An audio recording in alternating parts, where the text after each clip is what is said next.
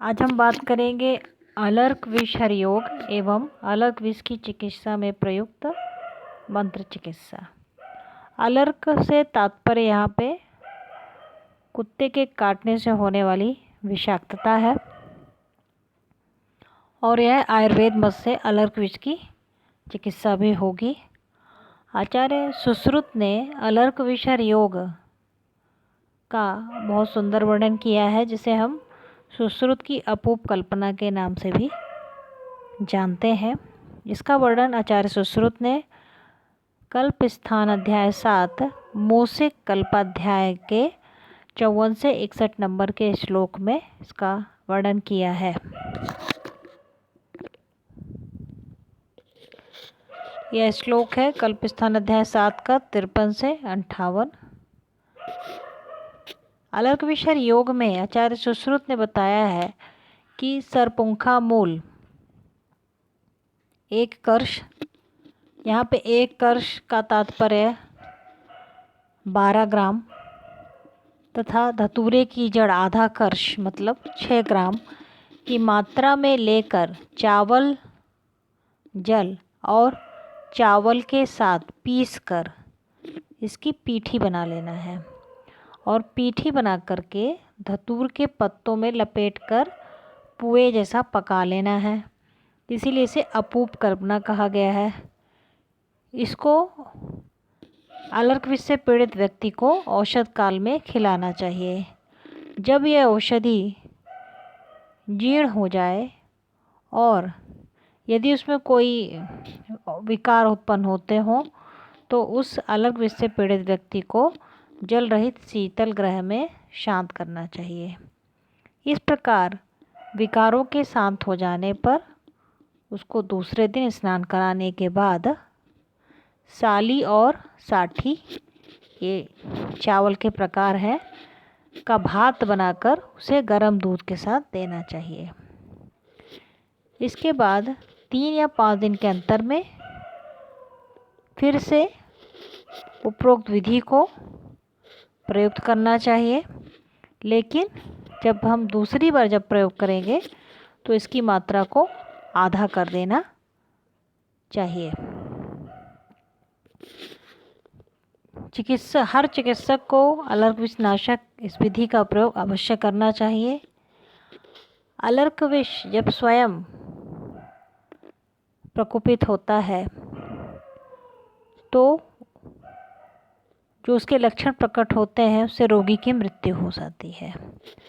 अतः आचार्य सुश्रुत का जो ये सिद्धांत है, अलर्क विष हरयोग में जो इन्होंने सिद्धांत अपनाया है, इसमें यह है कि यदि रोगी को हम विषाक्त लक्षण प्रकट होने के पहले ही संप्राप्ति काल में ही यदि इसका शमन कर दें तो वो ठीक हो सकता है।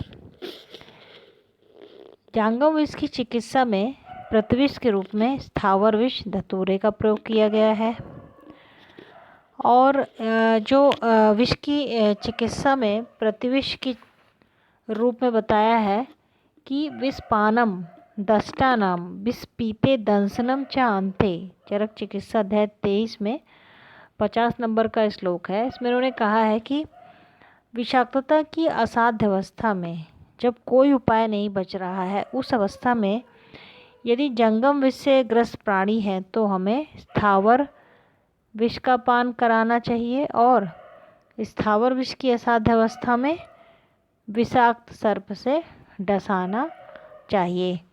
तो यह सिद्धांत भी यहाँ पे लागू हो रहा है। धतूरा है और धतूरा मूल है, सरपुंखा है, साठी चावल है। अब जो मंत्र चिकित्सा आचार्य सुश्रुत ने बताई है कि जब कल्प का प्रयोग करना है और मंत्र चिकित्सा में क्या करना है, ये इसका रेफरेंस है।